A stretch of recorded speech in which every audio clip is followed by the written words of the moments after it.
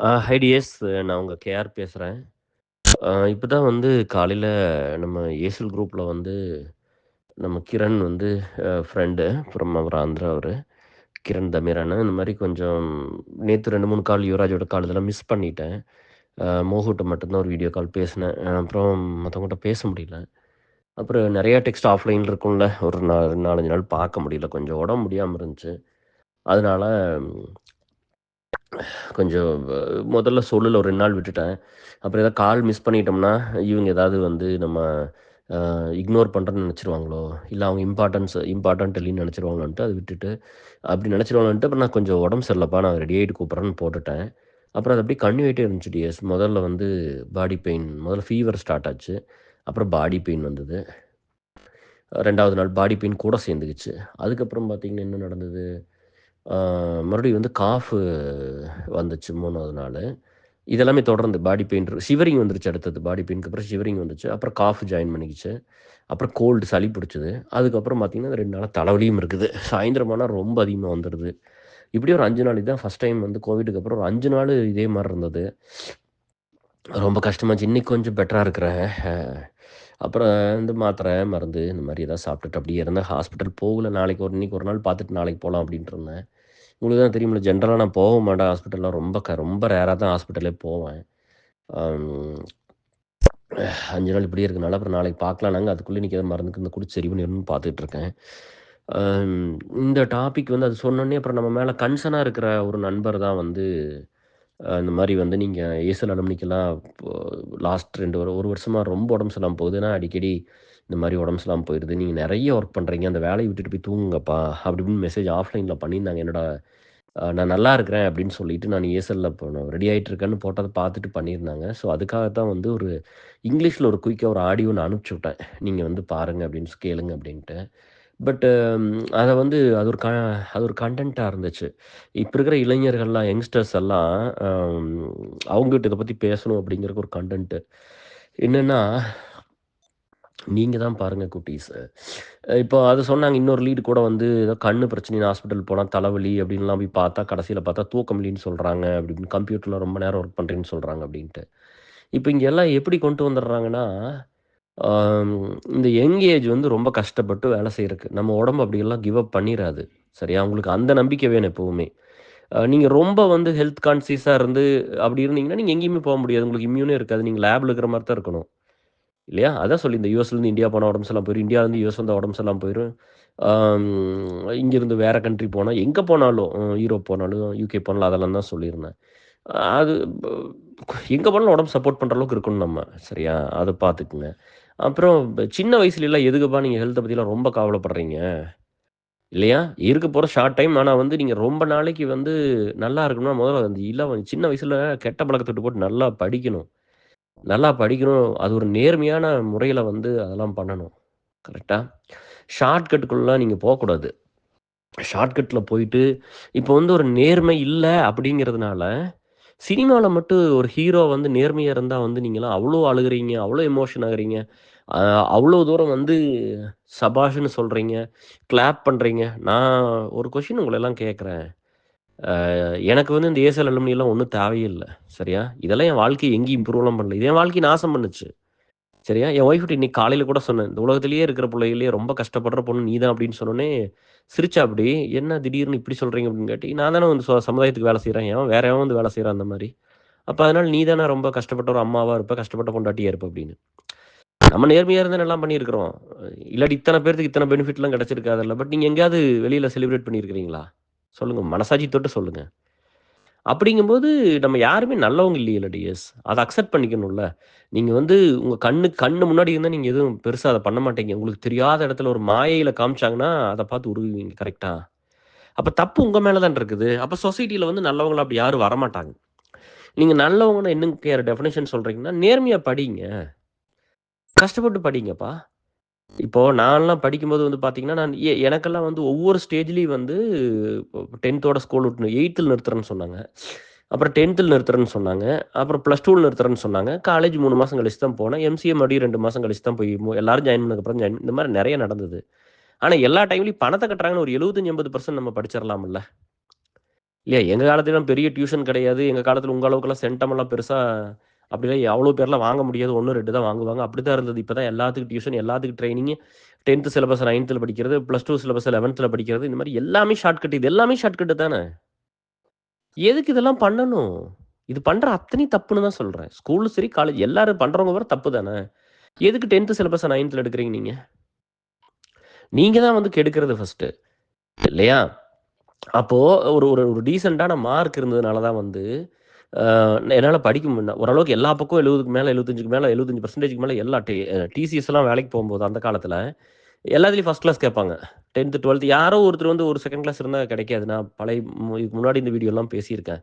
அப்ப போய் நம்ம சேகருக்கு வந்து உள்ள வர முடியல. யுஜில வந்து செகண்ட் கிளாஸ்ன்னு சொன்னாரு.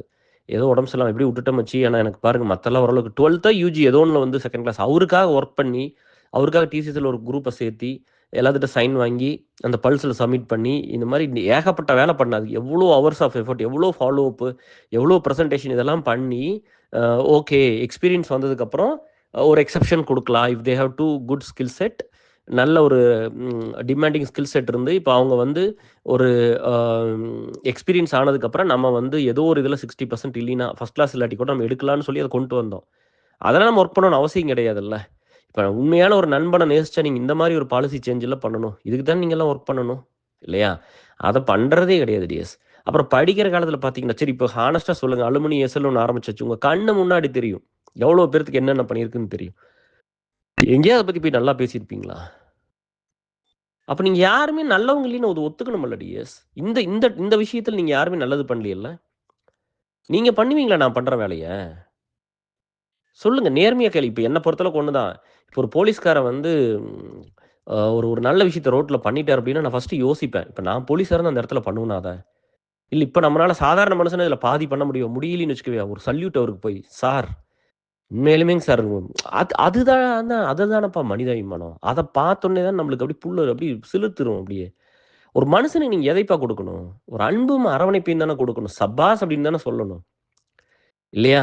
இப்டி இருக்கக்கூடாதுல்ல. இப்ப வந்து எம்ஜிஆர் வந்து அம் அவ்ளோ தூரம் கஷ்டப்பட்டு எல்லாம் சம்பாரிச்சு இதெல்லாம் பண்ணா கூட, அ மத்தவங்களுக்கு தான் குடுத்தாரு நெறையா. அத வந்து அவங்க ஒய்ஃபோ, அவங்க அண்ணனோலாம் ரொம்பலாம் டாமினேட் பண்ண முடியல. என்ன காரணம்னா, அவர் சின்ன வயசுல இருக்கும்போது, அவங்க அம்மா வந்து ஏதோ கூலி வேலைக்கு போயிருவாங்களாமா. ஏதோ ஒரு சின்ன ஒரு ஜாப் அந்த மாரி எங்கேயோ போயிட்டாங்களாமா. அப்போ வந்து சாப்பாடு இல்லையாமா. இவங்க வந்து பக்கத்து வீட்ல இட்லி வாங்கி சாப்பிட்டாங்களாமா. அப்புறம் அவங்க அம்மா வந்ததுக்கப்புறம் வந்து பயங்கரமா அடிச்சுட்டாங்களாமா எம்ஜிஆர. எம்ஜிஆரையும் அவங்க அண்ணனையும் அடிச்சுட்டு, "எதுக்கு நீ பக்கத்து வீட்ல சோறு வாங்கி சாப்பிடுற? நீ தண்ணி குடிச்சுட்டு படிக்க வேண்டியது தானே" அப்படின்னு சொல்லிட்டாங்களாமா.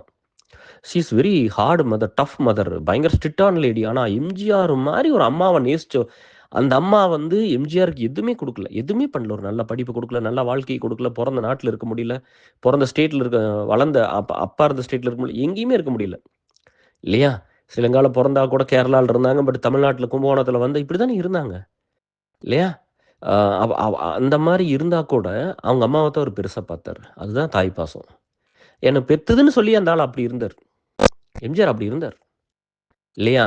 ஆம், அப்புறம் அங்க வந்து பார்த்தீங்கன்னா, எம்ஜிஆருக்கு வந்து உங்களுக்கு ஒரு கான்டெக்ஸ்ட்ட செட் பண்றேன் டிஎஸ். எப்படி வந்து இந்த இந்த ஆடியோ எடுத்துட்டு போறோம் அப்படின்னு சொல்லிட்டு. எம்ஜிஆருக்கு வந்து கிட்னி டிரான்ஸ்பிளான்டேஷன் பண்றாங்க.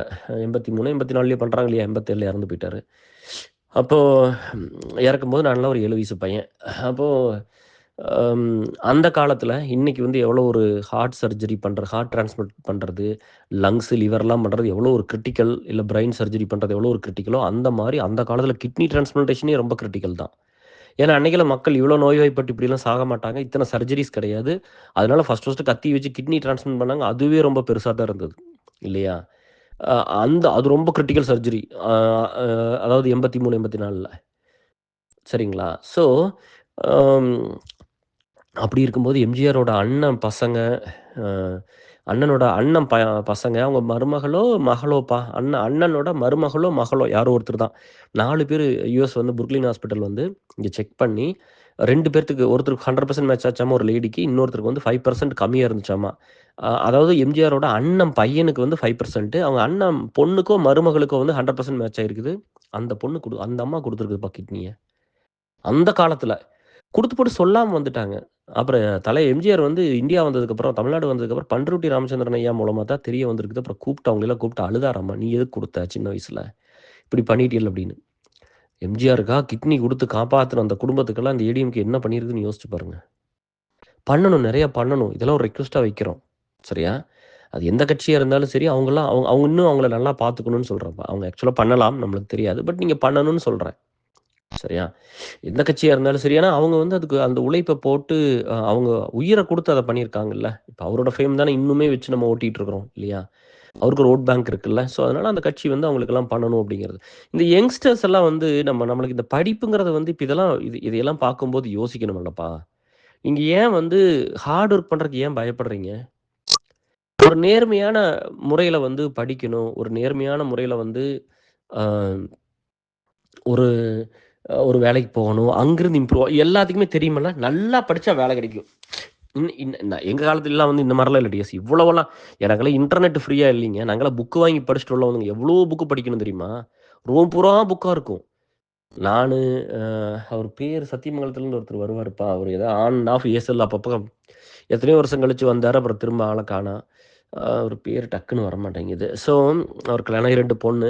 மேனேஜரா இருக்கிறாரு. இப்ப அவரு நான்லாம் வந்து பார்த்தீங்கன்னா, முகம் ஞாபகம் இருக்கு. சாரி பேரு ஞாபகம் இல்ல. ஒரு நண்பர் சத்தியமங்கலத்துல அவரும் வந்து அங்க இருந்தாரு. நாங்கலாம் அத்தன புக் வாங்கி வச்சிருப்போம். எங்க வீடு பூரா 1 சாக்கு புக், 2 சாக்கு புக் வரும். நான் யுஎஸ் வரும்போதெல்லாம் ஆனந்த் ரூம்ல கொண்டோய் போட்டு வந்தேன். அங்க தானே இருந்தோம் கடைசில. அங்க அத்தன புக் கிடந்தது. அதெல்லாம் என்ன பண்ணாங்கன்னு கூட தெரியல. லைப்ரரி அதான் சொல்றேன். இன்னைக்கெல்லாம் வந்து அப்படிலாம் படிச்சு இன்டர்நெட்டே இல்லாம இருந்தது. இன்னைக்கு வந்து நேர்மையா படிச்சீங்கன்னா உங்களுக்கு வேலை கிடைச்சிரும். ஒரு ஸ்கில்ல டெவலப் பண்ணா வேலை கிடைச்சிரும். இன்னைக்கு என்ன டிமாண்டிங் ஸ்கில்லோ அத பார்த்து படிங்க. ஏமாத்தாம பண்ணுங்க. இல்லையா? இப்போ என்ன படிச்சாலும் வேலை கிடைக்கும் டிஎஸ். எத ஃபோக்கஸ் பண்ணாலும் கிடைச்சிரும். ஆனா ஷார்ட் கட்ட நோக்கி நீங்க போகாம இருக்கலாம்ல. ஒருத்தன் உண்மையா படிச்சு தானே ஒருத்தன் ஜெயிக்கணும். ஏமாத்திட்டு வரவன் ஜெயிச்சுட்டே இருந்தான்னா எப்படி இருக்கும்? நீங்க அதுக்கு தான் சப்போர்ட் பண்றீங்க. இந்த சொசைட்டில ஒருத்தன் உண்மையா இல்லாட்டி நான் எதுக்கு இந்த வேலைய செய்யணும்? எனக்குள்ள அந்த நேர்மையும், அந்த எதார்த்தமும், அந்த அன்பு மக்கள் மேல இல்லாட்டி நான் எதுக்கு இந்த வேலை செய்ய வர்றேன்? இந்த வேலைய ஒருத்தன் செய்றான்னாலே அவன் எப்படிப்பட்ட ஆளா இருந்தா செய்ய முடியும்? இல்லையா? அப்படி ஒண்ணு இருக்குல்ல. ஒரு ஒரு ஒரு ஒரு ஐஏஎஸ் ஆகணும்னா, அவன் அவன் வந்து நான் சமுதாயத்து மேலயும், மக்கள் மேலயும் ரொம்ப ஒரு பேஷனேட்டா இருந்தா தானே ஆக முடியும். அந்த அந்த இது மேல நான் படிக்கணும். எனக்கு இந்த மாரி ஒரு இதுக்கு போணும். சொசைட்டிய சேஞ்ச் பண்ணணும். இப்படி போய் வொர்க் பண்ணணும்னா தானே பண்ண முடியும். சிவில் சர்வீஸ் தான் என்னோட ட்ரீம்ன்னு நெனச்சா தானே பண்ண முடியும். இல்லையா? அப்ப அந்த மாரி இந்த சொசைட்டிக்கு ஒருத்தன் வேலை செய்ய வரணும்னாலும் இப்படி இப்படி இருந்தா தானே வர முடியும். என் கூட வொர்க் பண்ற ஒவ்வொரு பொண்ணுக்கும், பையனுக்கும் அப்படித்தான் இருக்கும். நீங்க வேணா டைம் சும்மா இருக்கும்போது நீங்க என்ன பண்ணுவீங்க? போய் பசங்க புள்ளைகள பார்ப்பீங்க, புள்ளைக பசங்கள பார்ப்பாங்க சோசியல் மீடியால. இத தானே பண்ணுவீங்க. இந்த புள்ளைக பசங்க போய் ஜியோ பாலிடிக்ஸ் படிக்கும். இதுக்கு போய் சொசைட்டில என்ன நடக்குதுன்னு பார்க்கும். இவங்க Instagram வாங்கி செக் பண்ணி பாருங்க. உங்க Instagram செக் பண்ணுங்க. இவங்க Instagram செக் பண்ணி பாருங்க. எந்த மாரி ஃபீட் வருதுன்னு பாருங்க முதல்ல. நம்ம என்ன செக் பண்றோமோ, எத பார்க்குறோமோ அதுதானே வரும். இல்லையா? ஸோ நீங்க வந்து படிக்கிறதுல இந்த வயசுல வந்து நீங்க நெறைய உழைக்கணும்ப்பா. இந்த சின்ன குட்டீஸ்லாம் நெறைய படிக்கணும், நெறைய உழைக்கணும். ஹெல்த்த பத்திலாம் ரொம்ப டூ மச் கான்ஷியஸ்லாம் தேவையில்ல. என் வயசுல வந்து நான் இந்த லாஸ்ட் 10 இயர்ஸா பார்க்குறேன் நெறைய பேர் செத்து போயிட்டானுங்க.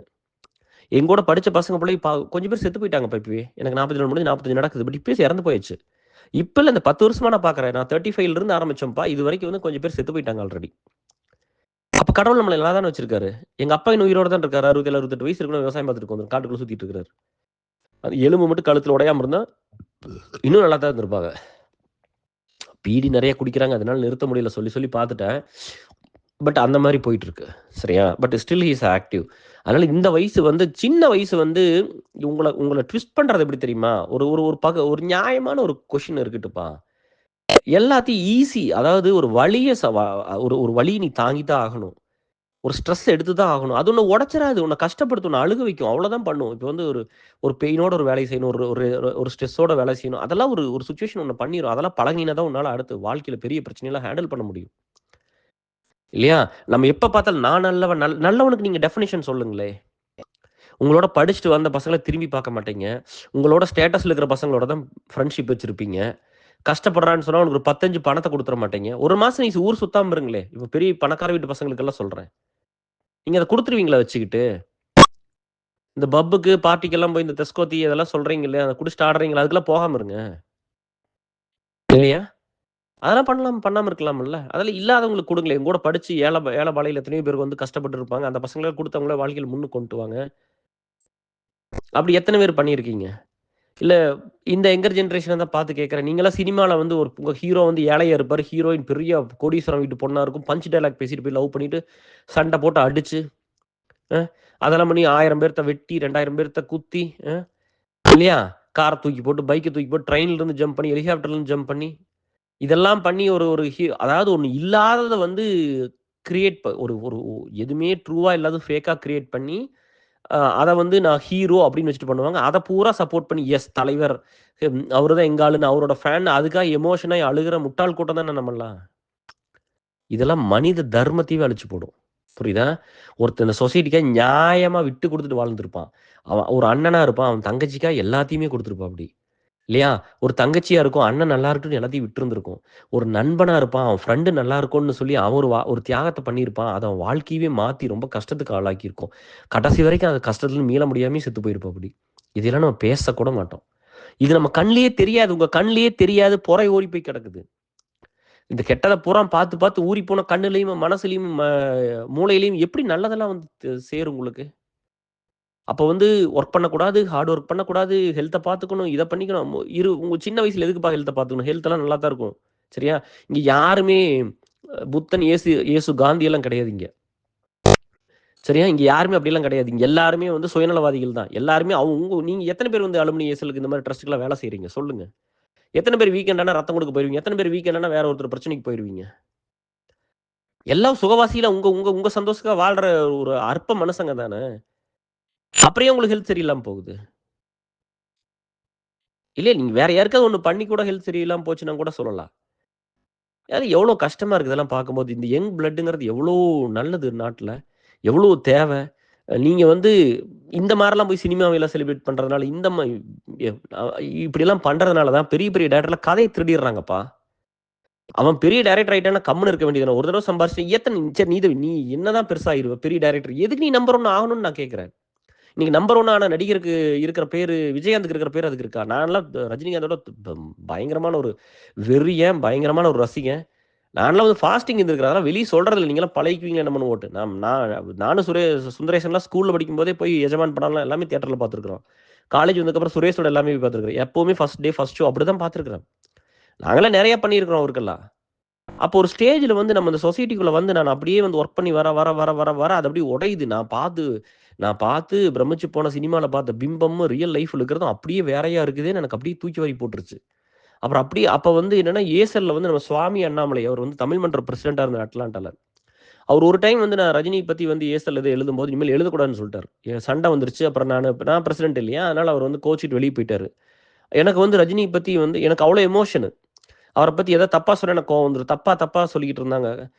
இந்த ஹெல்ப் பண்ணல, அது பண்ணல, அவர் எதுவுமே பண்ணல, யூஸ் பண்ணிக்கிட்டாரு. அப்படி இப்படின்னு எழுதும்போது கஷ்டமா வந்து சண்டை வரும். எழுதாதீங்க நான் போயிருவேன். அப்படி இப்படின்னு ஒரு பைத்தியமா இருந்த காலம் அதெல்லாம். அப்புறம் வந்து என் நண்பனுக்காக நான் விட்டு குடுத்து போனேன். போய் நான் இனிமேல் எனக்கு ரொம்ப ரொம்ப பெயின். அத பத்தி பேசக்கூடாது. அவர பத்தி பேசக்கூடாது, எழுதக்கூடாதுங்கிறது அவ்வளோ கஷ்டம் அந்த காலத்துல. அப்ப இனிமேல் பண்ண மாட்டேன், மன்னிச்சிருங்க வாங்கன்னு கூட்டிட்டு வந்தேன். அன்னையிலிருந்து பேசுறத விட்டோம். ரொம்ப ஹார்டா தான் இருந்தது. ஆனா பழக்கம். அப்படியே விட்டுட்டேன் அப்படியே. அப்ப நீ சொசைட்டிக்குள்ள போய் திரும்ப வொர்க் பண்ணும்போது, நீ சந்திக்கிற மனுசங்க இதெல்லாம் நீங்க பார்க்கும்போது, அப்ப விஜயகாந்த் யாருன்னு தெரிய வருது. கொஞ்சம் கொஞ்சமா தெரிய வந்தோனே விஜயகாந்துக்கு ஃபேன் ஆயிருச்சு. ஒரு நல்ல மனுசங்களுக்கு தான் ஃபேனா இருக்கணும். இப்ப பேசிக்கா ரஜினிகாந்த்லாம் பண்றது வந்து, அது வந்து எக்ஸ்பெக்டேஷன் ஃப்ரம் எவ்ரிஒன். அத செலிப்ரேட் பண்றதுக்குலாம் ஒண்ணுமே இல்ல. நீ ஒரு வேலைக்கு போனியா நேர்மையா இரு. அதனால உன்ன வச்சு படம் எடுக்குறாங்களா, நீ லாஸ் ஆகாம பார்த்துக்கோ. சரியா? நன்றியோட இருக்கணுமா இல்லையா? அடுத்த பிரச்சனை. பொறுப்பு, பேசிக் ரெஸ்பான்சிபிலிட்டி காசு குடுக்குறாங்க நல்லா வேலை செய். அவ்வளோதானே. அது எல்லா பக்கமும் பண்றாதானே. ஒரு டாக்டர் பண்ணுவான், ஒரு இன்ஜினியர் பண்ணுவான், ரோடு போடுற மேஸ்திரி பண்ணுவாப்படி, எல்லாரும் வீடு கட்டுற மேஸ்திரி பண்ணுவாப்படி, ரோடு போடுற கான்ட்ராக்டர் பண்ணுவாப்படி.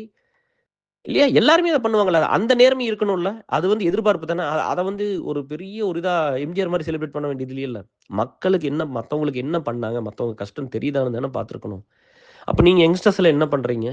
எம்ஜிஆர் வந்து கிட்னி குடுத்தவங்களவே உள்ள விடல பாலிடிக்ஸ்குள்ள. அப்ப மறுபடியும் 3 வருஷம் உயிரோட இருந்தாரு அதுக்கப்புறம். ஏன் அந்த அம்மாவெல்லாம் கூப்பிட்டு ஒரு பெரிய பொறுப்புல உட்கார வச்சிருக்கலாம்ல. குடுக்கல.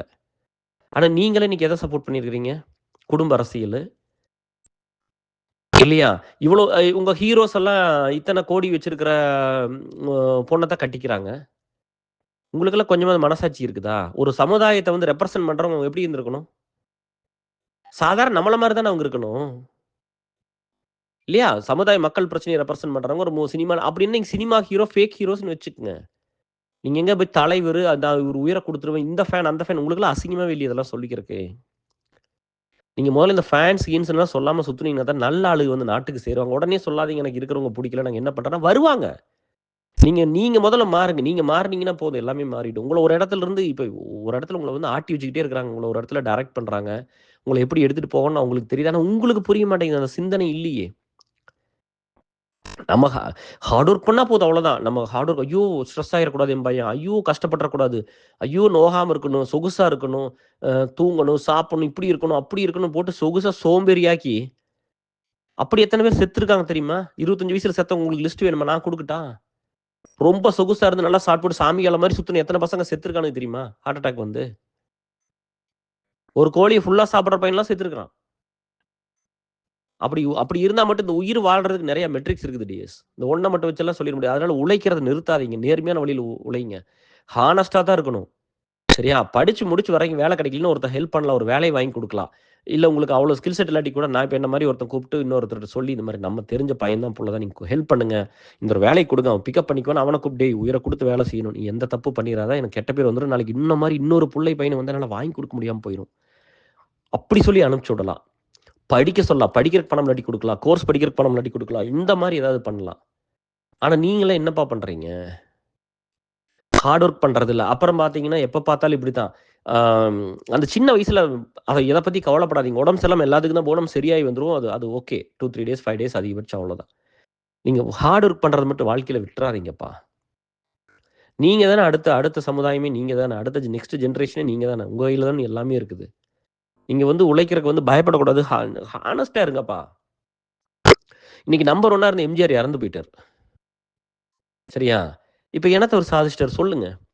அப்ப எதுக்கு இந்த டைரக்டர்ஸ்லாம் கதைய திருடி, திருடி சின்ன சின்ன ஆளுகிட்ட போய் திருடிட்டு வந்துர்றாங்க. அதனால இவங்க சொல்ல முடியாது. வெளியில வந்து அவங்க சொல்ல இப்ப தான் ஒரு சிலர் வர்றாங்க. இவங்க பூரா கதைய திருடிட்டு வந்து எடுத்து வச்சு அதில கோடிக்கணக்குல பணத்த சம்பாரிச்சு, இவங்கள ஒண்ணும் பண்ண முடியாது. இல்லையா? அதே மாரி இந்த பெரிய பெரிய ஆளுகள்லாம் அந்த நடிகர், நடிகைலாம் பண்றதெல்லாம் வந்து வெளியில வராது. ஏன்னா அவங்கலாம் பெரிய ரொம்ப பவர்ஃபுல். பணம் வச்சிருக்காங்க, செல்வாக்கு இருக்குது. அதனால அவங்கள எதிர்த்து யாரும் ஒண்ணும் பண்ண முடியாது. அவங்க அவங்க வந்து பெர்சனலா இருக்கிற வரைக்கும் யாரும் அத பத்தி கொஸ்டின் கேட்கல. பட் அவங்கனால எத்தன பேர் பாதிச்சிருக்காங்க. எத்தன நடிகைகள் பாதிச்சிருப்பாங்க. அதெல்லாம் தப்பு தானே!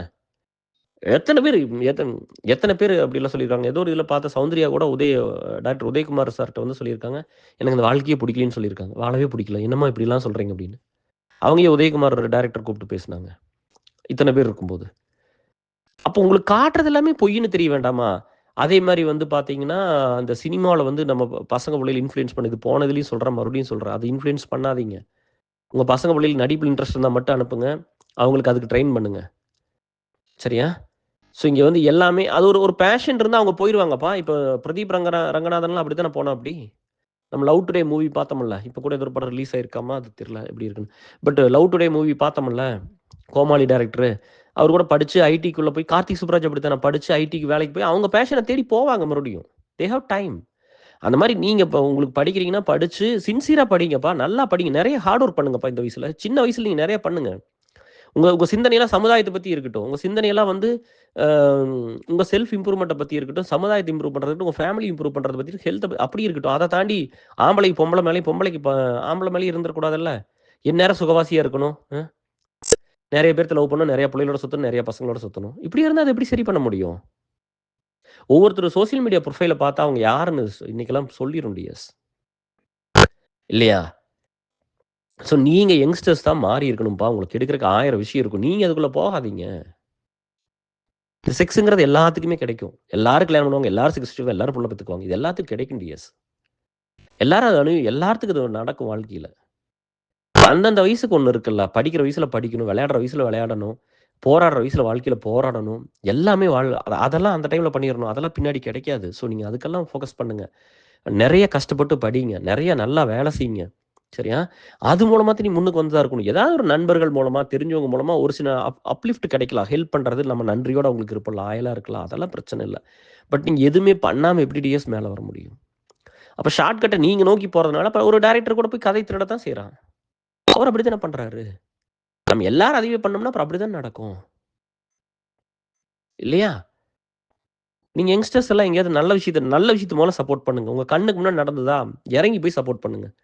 நல்ல விஷயத்த அது பேசிக் வந்து அதுதான். நல்ல விஷயத்த பூரா சப்போர்ட் பண்ணுங்க. கெட்டது பூரா அழிஞ்சு போயிரும் அப்படியே. ஆட்டோமேட்டிக்கா அழிஞ்சு போயிடும். இந்த சமுதாயம் மாறிரும். நம்ம மாறிடுவோம். நம்ம நெனச்சாலும் நெனைக்காட்டியும் நம்மளோட லைஃப் லிமிட்டடா தான் இருக்க முடியும். அதனால நீங்க அதுல ஃபோக்கஸ் பண்ணுங்க. உங்களுக்கு என்ன வேணுமோ அது நியாயமான முறையில பண்ணுங்க. அப்புறம் வந்து சொல்லுவாங்க வந்து இப்ப உங்கள மாரி இருக்கிற ஆளுகலாம் ஹெல்த்த பாருன்றாங்க. எங்கள மாரி இருக்கிற ஆளுகள தூங்காம இத பண்றீங்க. அது கரெக்ட்டு தான். சரி அப்படி பார்த்தா நைட் ஷிஃப்ட்ல ஒர்க் பண்ற டாக்டர்ஸு, போலீஸ் ஆஃபீஸர்ஸு இல்லையா? நர்ஸு இவங்களெல்லாம் என்ன பண்ணுறது? ஃப்ளைட் ஓட்டுறவன், ட்ரெயின் ஓட்டுறவங்க, பஸ் ஓட்டுறவங்க இவங்கெல்லாம். ஸோ எல்லாத்தையும் நம்ம பேலன்ஸ் பண்ணி தான் பண்ணணும். அப்போ எப்பவுமே இந்த இந்த இந்த ஒயிட் கலர் ஜாப்னு சொல்கிறோம்ல, இவங்கள அட்ராக்ட் பண்ணுறதுக்காக ஒரு பெரிய கூட்டம் சுற்றிக்கிட்டே இருக்கும். இதை சொல்லித்தரேன், அதை சொல்கிறேன், 9 மணிக்கு படு, 5 மணிக்கு எந்திரி, 7 மணிக்கு எந்திரி, இந்த மாதிரி ஏதோ ஒன்று பண்ணிக்கிட்டு தான் இருக்கும்.